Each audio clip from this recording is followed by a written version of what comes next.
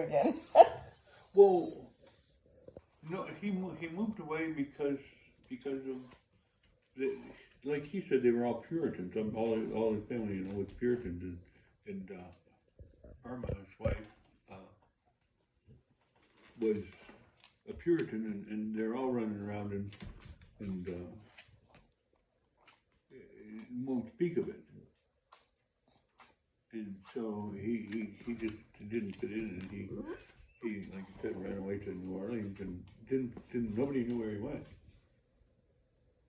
and that's where he made his life. Mom found him on Social Security, and they wouldn't give him any information, but they would pass a letter to him, and that's how she found him. And that was your mom's dad? Yeah. When I hitchhiked down there, I was hitchhiking around the country at the time, and I hitchhiked down to see Grandpa, and that's when I just walked into his life, and he had heart troubles, and he was mad. He was mad at the whole world. He was mad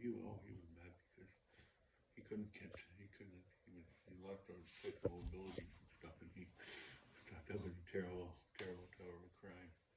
He had a little school teacher that used to come and, she used to come and give him oral sex, and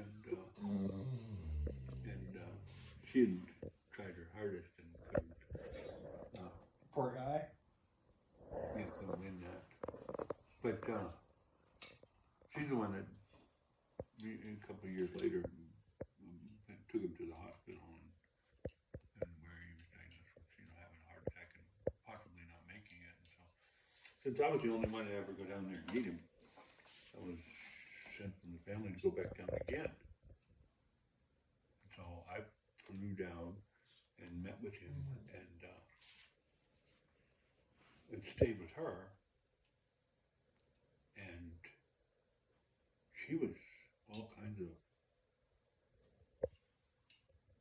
well-known and accepted, and I'll never forget I stayed over at her house. We went to a party, and I met a English kid. Met this kid from England, and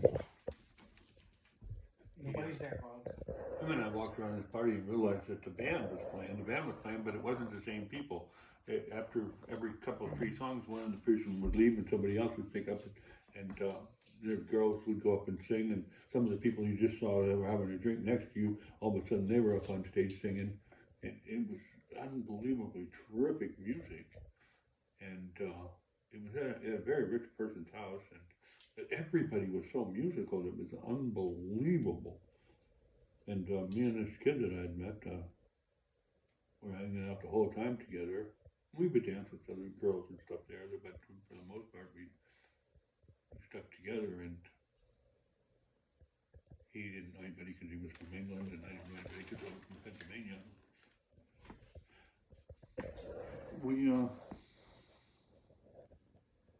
We sat down afterwards, and she was at this house, and lay down like on the floor in the fireplace, like and stuff, and there was like 10 people left from this party of 100, and Rose, well, that was her name. She was a privileged guest, and so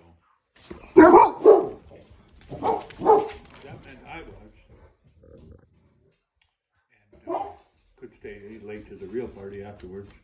And this young guy, from England, he was with me, so he was there. And that was the reason, was because he was with me. And I was there because I was his brother. And the people there would do some god-awful singing at night, and they'd clap it in their hands, and I got no musical talent at all. But Grandpa did. Grandpa could play anything. He was so musical that it was unbelievable. He could pick up any instrument. And Mom always told me that he played with the John Bell Sousa Band, and I have a book in the other room. You can look through it, and I cannot find him in there anywhere. And it shows hundreds of people that played with John Bell Sousa. But so there's just no record of it. guy that wrote the book, I believe, is dead, so there's no asking him if he even heard of Jim Rathmell. But it was very probable that he did know John Sousa. In any case, they sang songs and stuff like that. And just before we were going to go, somebody handed young kid beside me the guy from England, and he had a heavy English accent. I mean, you knew he was from England. And he started strumming on the guitar, and the place went dead quiet. And he started picking out the song, The Night They Drove All the Sea Down. And started real quietly and ended in a pretty loud tone. He sang The Night They Drove All the Sea Down. I don't know why the door's shut. If you would just open that door, I think they could get to that Let door. them out.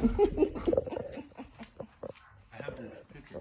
In any case, he sang that song with so much feeling without the hint of a British accent. Without the hint. Oh. And he sang it so well, so beautifully, that I knew that he someday was going to be a superstar. And I never found another record of him on. I've never found him, never heard him, don't know. Remember what his name is or heard from him again. But this guy is one hell of the best singer that I ever had. To get back, Grandpa eventually did die.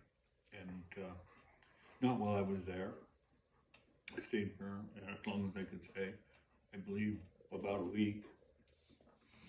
And he died afterwards, and Rose took care of everything. Rose had some money, and right away one of the first things she did was say, hey, here's this package of money, and Grandpa gave it to me to hold. And I said, well, he didn't give it to me to hold. He gave it to you to hold, so hold it, you know. She said, well, your family, I'm not. And I said, well, I know you are better. He decided to hand you his life savings, and so you hold it for him, you know. And so she did. And after he died, I somehow mentioned that. My mother was relentless on harassing her until she finally did give him the package. And my mother couldn't say enough times how much was it. Because she didn't know she got it all. And I was very sad, very sad. But I wouldn't tell her how much it was. But it was all family. She told me how much that Rose had sent her, and it was pretty much the same number that she had said he had given to her. So, but Grandpa wanted